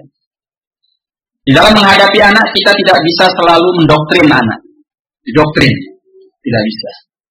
Tapi caranya bagaimana kalau ingin memberikan pengertian? Bicaralah secara hati ke hati. Ya. Anak itu dalam usia tertentu, misalnya sudah 7 tahun, 8 tahun, sudah bisa diajak bicara. Ya. Kita bikin suasana yang enak. Kadang kita manggil sini, misalnya namanya Abdullah, ya Abdullah sini. Ya. Kita ajak dia jalan misalnya keluar gitu kan, makan atau apa, sambil diberi pengertian. Kamu kalau di sekolah, Abdullah, gini-gini ya. Jadi dibuat dia dekat dengan kita. Sehingga ketika kita berbicara, nyampaikan ke dia, membangkitkan kesadarannya, memberikan pengertian, dia dengar, dan dia menghargai orang tuanya. Oleh karena itu, ketika dia berhadapan dengan lingkungan yang tadinya sudah diberi penjelasan oleh orang tuanya, dia bisa memilah dan dia bisa memilih. Ya. Dia bisa menjauh dari teman yang tidak baik. Ketika ada yang mengajarnya, dia bisa bilang, enggak boleh sama bapakku. Karena kata bapakku, ini perbuatan yang tidak baik. Ya. Ini dilarang Allah sama Rasulnya misalnya. Kenapa? Karena anak sudah punya kesadaran. Ya. Jadi, kedepankan sama anak dalam memberikan pengertian, dalam membangkitkan kesadarannya, jangan terbiasa mendoktrin. Tetapi apa? Membangunnya dengan kedekatan. Ya, membangun pengertian dan kesadarannya dengan kedekatan antara orang tua dengan anak. Wallahu a'lam bishawab. Nah, kalau kondisinya sudah seperti ini, meskipun kita tidak selalu mengawasinya, tapi anak sudah punya kesadaran, punya pengertian. Barakallahu fikum.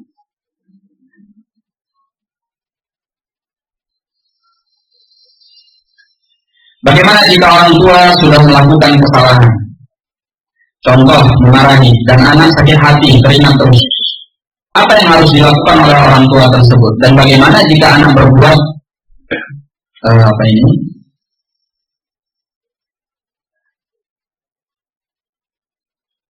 berbuat zalim kepada orang tua dikarenakan salah satu dari orang tua menyakitinya, yaitu si anak, dan menyakiti salah satu orang tua lainnya, misal ayah kepada ibu ataupun sebaliknya. Ya. Dalam menghadapi situasi seperti ini, inilah saat dimana orang tua dituntunkan untuk menjadi orang tua yang berjiwa besar, berlapang dada. Artinya apa? Ya, orang tua harus menunjukkan ke anak kasih sayangnya kepada anak tersebut, sehingga ketika dia salah, orang tua itu minta maaf. Tidak masalah, walaupun kita orang tua, kita minta maaf. Ini adalah pendidikan sebenarnya, di mana orang tua ini memberikan pendidikan kepada anaknya. Kalau salah itu harus minta maaf, taubat sama Allah. Jangan anak saja yang kita minta untuk seperti itu. Orang tua butuh yang demikian juga. Ya, apabila mereka salah, apabila mereka keliru, namanya orang tua kan manusia, tidak mungkin selalu benar, iya kan? Sehingga walaupun anak itu mungkin masih kecil, dia belum bisa membalas, dia belum bisa mensikapi orang tuanya, dia hanya bisa diam. Kalau kita memang sadar kita keterlaluan di dalam memarahinya, kita keterlaluan di dalam mensikapinya, minta maaf. Dekati dia, afwan ya. Kalau tadi adik begini misalnya, atau umi begini. Ya, ini masya Allah, ini pengaruhnya besar. Apalagi kalau anak itu sudah dewasa. Ya, jadi masalah jangan gengsi. Di sini membutuhkan di mana seorang orang tua berjiwa besar kepada anaknya. Nah, apalagi Allah di dalam Al-Quran sangat menganjurkan hambanya yang tersalah untuk bertaubat, ya, kembali kepada Allah. Demikian pula kalau melanggar hak orang lain, dituntunkan untuk meminta maaf, ya minta maaf, walaupun kita adalah orang tua. Nah, ini adalah kebiasaan kembali kepada kebenaran, sehingga anak tersebut Mudah-mudahan dengan hal yang seperti itu akan terobati hatinya. Nah, akan terobati hatinya. Jadi kita buang gengsi kita minta maaf, ya, minta keridhaan anak kita. Nah, yang namanya kezaliman walaupun kepada anak, tetap saja yang namanya kezaliman ya kezaliman, dan kezaliman itu adalah kegelapan di hari kiamat kelak. Wallahu a'lam bishawab.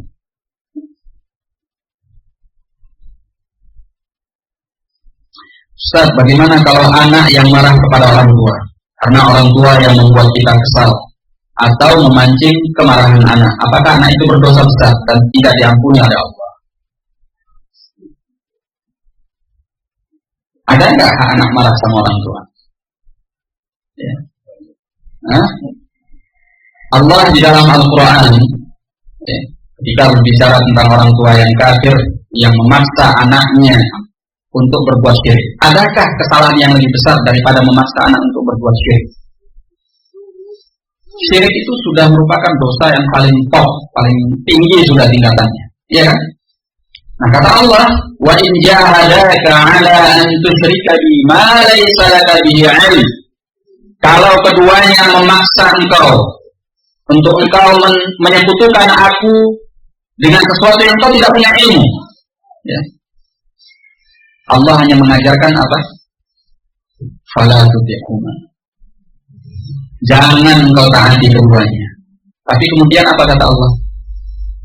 Wasahibhuma fid dunya ma'rufa, dan pergauli keduanya ketika di dunia ini dengan cara yang baik.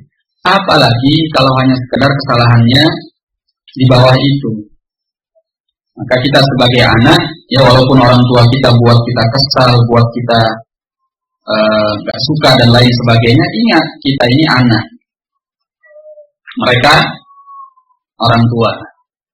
Anak terhadap orang tua punya kewajiban untuk mensikapi orang tua dengan baik, meskipun orang tua itu kafir, meskipun orang tua itu ingin menyesatkan dia ke dalam kesyirikan. Kata Allah, pergauli dengan baik. Jaga lisan kita, jaga tutur kata kita, jaga sikap kita. Kalau memang kita merasa bahwa itu tidak benar, itu menyakiti kita, sampaikan dengan cara yang baik, dengan cara yang santun kepada orang tua. Nah, ini yang sesuai dengan tuntunan Islam, sehingga anak tidak boleh lancang kepada orang tuanya, ya, tidak boleh lancang kepada orang tuanya. Nah, wallahu a'lam bishawab. Kemudian kalau pertanyaannya di sini, apakah itu dosa besar? Ya, kalau anak melampaui batas kepada orang tuanya sampai keluar dari batasnya sebagai anak, yakni bersikap yang kasar, bersikap yang tidak baik kepada orang tua karena dia marah, ya dia berdosa. Apakah diampuni oleh Allah? Ya diampuni. Tidak ada dosa yang apabila seorang hamba itu bertaubat kepada Allah, melainkan akan diampuni oleh Allah. Dosa syirik saja diampuni oleh Allah, kalau dia taubat, apalagi dosa yang di bawah itu. Tapi syaratnya adalah taubat. Tidak ada dosa yang tidak diampuni kalau hamba itu taubat kepada Allah. Nah, dia bertaubat, kemudian minta maaf kepada orang tua. Anaknya belum balik. Oh, jadi maksudnya dia belum mengerti. Ya, kalau anak yang seperti itu, ya ini berarti anak yang butuh diarahkan oleh orang tuanya. Nah, misalnya anaknya sering uring-uringan, berarti orang tua harus mengarahkan anaknya. Dan mengarahkan anak ini tidak selalu kita memberi nasihat, tapi kita mungkin dengan cara pendekatan itu tadi, ya, buat anak itu menjadi nyaman, sehingga dari situ kita bisa mempelajari apa sebabnya dia sering uring-uringan. Ya. Demikian pula kita sebagai orang tua introspeksi diri, kenapa anak kita sering marah sama kita? Kok sering seperti itu? Biasanya itu ada sebabnya. Dan bisa jadi sebabnya adalah kita. Nah, ikhwani fiddin rahimani wa rahimakumullah. Jadi semua ini, ya, urusannya adalah bagaimana seorang orang tua bersikap sabar, ya, kasih sayang, dan mengarahkan anak dengan cara yang terbaik. Nah, makanya saya katakan bahwa dalam masalah ini pembahasan yang panjang, Ya, dan dibahas oleh para ulama di dalam tulisan-tulisan mereka, di dalam banyak hadis dan riwayat dari Nabi Sallallahu Alaihi Wasallam. Baik. Semoga Allah, Bismillah, semoga Allah merahmati Ustaz dan keluarga. Ustaz, di dalam mendidik anak, apakah metode sanksi ketika anak melakukan kesalahan diperbolehkan di dalam Islam? Cara apa yang paling baik untuk metode sanksi ini ketika sang anak melakukan kesalahan? Jazakallahu khairan. Wa anta jazakallahu khairan. Baik. Boleh kita memberikan hukuman kepadanya selama tidak melampaui batas. Ya. Boleh kita memberikan hukuman kepadanya selama tidak melampaui batas sesuai dengan kadar kesalahannya.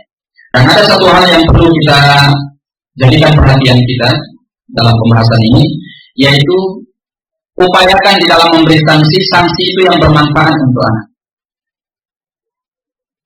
Sebagai contoh misalnya, ya, anak itu diberi sanksi, suruh dia nulis ayat Al-Quran. Ya, misalnya dia buat kesalahan, sudah kamu tulis mulai dari ayat ini sampai ini, ya, selesaikan karena dia salah. Itu manfaat, ya enggak? Atau suruh dia nyapu, manfaat. Atau suruh hal-hal yang bermanfaat lainnya. Ya, yang tadinya mestinya dia main, tapi dia harus bekerja untuk membersihkan misalnya. Tapi manfaat hukumannya. Dibanding kita menghukum misalnya, sudah, sekarang kamu gak usah makan, kasihan kan dia. Ya, sudah hukumannya tidak mengandung manfaat, bahkan membahayakan. Nah, hal-hal yang seperti ini hendaknya menjadi perhatian kita, sehingga anak itu mendapatkan tidak hanya sekedar sanksi, tapi juga kemanfaatan. Atau misalnya di sebagian lembaga pendidikan, anak itu disuruh berdiri di panas terik, apa manfaatnya? Malah membahayakan dia barangkali. Atau di sebagian pondok pesantren digundul, apa manfaatnya? Ya. Tapi kalau dia diarahkan kepada sanksi-sanksi yang mendatangkan manfaat, itu lebih baik. Wallahu a'lam bishawab. Nah,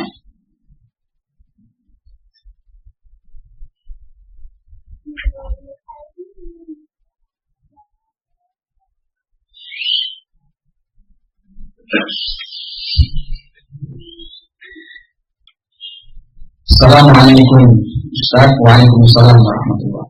Ketika doa orang tua mustajab kepada anaknya, apakah ini berlaku pada anak ini atau anak angkat juga? Atau hanya berlaku pada anak kandung saja? Hukum asalnya ketika dinyatakan orang tua kepada anaknya, ya anak kandung. Adapun anak angkat, ya, pada hakikatnya itu bukan anak. Makanya di dalam Islam pun anak angkat itu tidak punya hak untuk membawa nasab bapaknya. Tidak boleh dinisbatkan kepada dirinya. Misalnya dia punya anak bernama Abdullah, bapaknya Abdurrahman. Tidak boleh dikatakan Abdullah bin Abdurrahman, karena itu bukan anaknya. Kemudian yang kedua, tidak boleh menerima hak waris. Tidak ada saling waris mewarisi. Ya. Kemudian juga demikian misalnya tidak punya hak untuk menjadi wali. Karena pada hakikatnya anak angkat itu bukan anak. Demikian pula misalnya ketika anak itu sudah dewasa, anak angkat itu adalah laki-laki, ya, dia harus menjaga hijab dengan istri kita. Karena dia pada hakikatnya bukan mahram. Tidak ada hubungan pertalian darah nasab. Nah, seperti itu. Nah, sementara yang disebutkan di dalam hadis, doa al-walid liwaladihi, orang tua untuk anaknya. Jadi maksud anak di sini jelas yaitu anak kandung. Ini satu hal, ya. Adapun pembahasan secara lebih umum dari sisi yang lainnya, boleh saja orang tua, walaupun itu orang tua kandung, ingin mendoakan anak angkat. Walaupun itu adalah orang tua angkat, boleh saja dia mendoakan anak angkatnya. Tapi kan doanya bukan doa yang mustajab. Ya, doa mustajab itu kan banyak sebabnya. Ya, banyak sebabnya. Di antaranya adalah doa seorang orang tua untuk anak kandungnya tadi. Ada juga sebabnya hal yang lain. Apa sebabnya hal yang lain? Misalnya dia berdoa dengan cara itu tadi, ya, mendesak kepada Allah, kemudian di waktu yang mustajab. Ya, ini bisa dikabulkan oleh Allah Azza wa Jalla. Jadi tidak usah berkecil hati. Artinya, ponakan atau siapapun dari kalangan muslimin, kalau kita doakan, kita memenuhi syarat doa yang dikabulkan oleh Allah dan waktu yang dikabulkan dengan kehadiran hati yang penuh kepada Allah, insya Allah doa itu adalah doa yang makbul. Makanya di antara salah satu syarat doa, kita harus yakin Allah itu mengabulkan doa. Tidak boleh berdoa dalam keadaan kita tidak yakin kalau Allah itu mengabulkan doa kita. Nah, barakallahu fikum.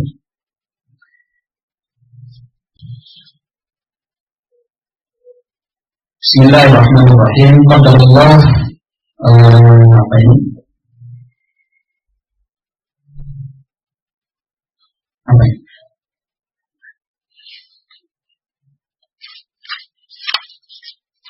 Bagaimana kalau seorang suami selalu menyalahkan istrinya jika anak-anak bermasalah? Nanti atas ini. Qadarullah. Umi adalah madrasah pertama untuk anak-anak. Ibu. Qadarullah, Umi adalah madrasah pertama untuk anak-anaknya. Pertanyaan, bagaimana kalau seorang suami selalu menyalahkan uminya jika anak-anak bermasalah? Maksudnya istrinya, ya.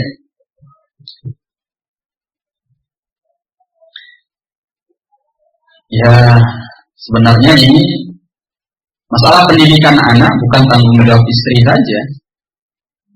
Justru yang sangat bertanggung jawab kepada pendidikan anak itu adalah bapaknya. Ya. Kenapa? Karena Nabi Shallallahu Alaihi Wasallam menyatakan kullukum ra'in wa kullukum mas'ulun an ra'iyati. Setiap kalian adalah pemimpin dan bertanggung jawab atas yang dipimpinnya. Kalau dalam keluarga siapa pemimpinnya? Bapak. Siapa yang dipimpin? Ada dua, istri dan anak-anak. Jadi seorang suami tidak berhak selalu menyalahkan istrinya ketika ada anaknya bermasalah. Disinilah dimana seorang suami membutuhkan kerjasama yang baik dengan istrinya. Ya, bertanya apa sebabnya, apa masalahnya, mendukung istri untuk memperbaiki anak, untuk mengarahkan anak. Nah, jadi kewajiban di dalam mendidik anak bukan hanya kewajiban istri, tapi juga kewajiban suami. Kenapa seorang ibu dinyatakan sekolah yang pertama bagi anak-anaknya? Karena ibu itu adalah orang tua yang paling sering bergaul dengan anaknya. Kalau bapak kan di luar, mereka bekerja untuk mencari nafkah. Siapa yang selalu bersama anaknya? Ibu. Tapi bukan berarti bahwa tanggung jawab pendidikan anak hanya terletak pada pundak istri. Ya. Juga terletak pada pundak suami, bahkan dia yang paling sangat bertanggung jawab kepada kebaikan ataupun keburukan anaknya. Jadi kalau anak salah, jangan selalu menyalahkan istri. Ya. Ini harus dicarikan solusinya dengan bermusyawarah dengan cara yang baik. Allah menyatakan di dalam Al-Quran kepada para suami, wa'ashiruhunna bil ma'ruf, pergauli istri-istri kalian itu dengan cara yang baik. Termasuk di antara cara yang baik adalah bermusyawarah dengan istri, yang mengambil pendapatnya, mengajaknya dan mengajaknya bekerja sama untuk mendidik anak. Nah, sikap selalu menyalahkan, sering marah-marah kepada istri, ini juga termasuk hal yang bertentangan dengan firman Allah tadi. Ya. Jadi saya kira seorang suami harus sadar bahwa dia adalah kepala keluarga yang selalu bertanggung jawab atau yang paling bertanggung jawab kepada keluarganya, kepada istri dan anaknya. Wallahu a'lam bishawab. Bagaimana cara untuk menasihati suami untuk lebih bertanggung jawab dengan pendidikan anak-anak? Ya, seorang istri harus pandai mengambil hati suaminya. Ya, harus pandai mengambil hati suaminya. Nah, kalau seorang istri dalam menasihati suami dengan cara juga sering marah-marah, protes gitu kan, ya akibatnya ribut di dalam keluarga itu. Ya, ya suaminya akan berpikir ini istri beraninya cuma atau bisanya cuma marah-marah. Ya. Apalagi kalau suaminya pulang ke rumah dalam keadaan capek, ya, kerja seharian, istri sampai rumah ngomel, ya kan, ngadu anaknya begini, anaknya begitu. Ini suami bajunya aja belum dicopot, ya. Bawaan dari kantornya atau dari pekerjaannya belum diletak, ini istri sudah ngelapor ini itu. Ya sebagai seorang istri juga harus tahu keadaan. Ya. Lakukan seperti apa yang dilakukan oleh Ummu Sulaim kepada Abu Talha. Dalam sebuah peristiwa, ya, Abu Talha ini meninggalkan Ummu Sulaim dalam keadaan anaknya sakit. Ketika Abu Talha kembali dari safar, anaknya sudah meninggal. Ini Ummu Sulaim radhiyallahu anha tidak langsung lapor nangis-nangis, tidak. Ya. Apa yang dia perbuat? Masya Allah, ya. Suaminya datang, dia sambut, dia berhias dulu yang cantik, gitu kan? Kemudian setelah itu disidangkan jamuan makan malam sampai suaminya kenyang dan dia berpenampilan cantik di hadapan suaminya sampai mereka berhubungan suami istri malam itu, gitu kan? Setelah itu baru dia cerita. Suaminya tanya, mana anakku? Anakmu sudah tenang, sudah diambil. Bahkan disebutkan dalam riwayat itu Ummu Sulaim mengatakan kepada suaminya, apa pendapatmu jika ada orang yang menitipkan barang kepada kita? Kalau dia mengambil barangnya, apakah kita berhak untuk menahannya? Kata Abu Talha, tidak, karena itu barangnya. Maka kata Ummu Sulaim, Allah telah mengambil titipannya kepada kita. Ya. Coba lihat, cara mensikapinya luar biasa. Ya, suaminya disambut, kemudian dilayani dengan sebaik-baiknya. Ketika mengkabarkan pun, Ummu Sulaim memberikan pengertian yang baik kepada suaminya. Ya, sehingga karena hubungan suami istri malam itu, Allah berikan mereka keturunan berikutnya. Lahir anak yang kemudian dibawa oleh Nabi, didoakan keberkatan oleh Nabi Sallallahu Alaihi Wasallam. Sampai kemudian lahir anak, dari anak itu datang keturunan-keturunan yang mereka hafal Quran, hafizul Quran, para penghafal Al-Quran. Nah seperti itu jadi istri, Masya Allah. Kalau seperti itu, insya Allah para suami itu nyaman berada di rumah.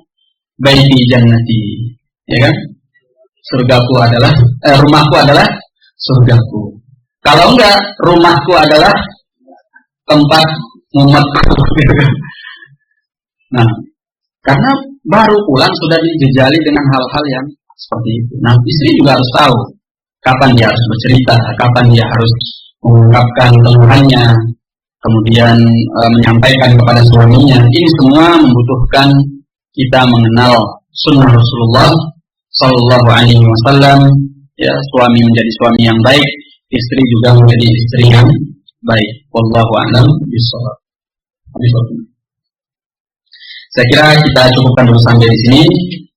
Saya mohon maaf apabila ada pertanyaan-pertanyaan yang belum terjawab dan apabila ada kesalahan dan kekurangan, dan saya mohon ampun kepada Allah bila terdapat kesalahan. Wabillahi taufiq wal hidayah. Assalamualaikum warahmatullahi wabarakatuh.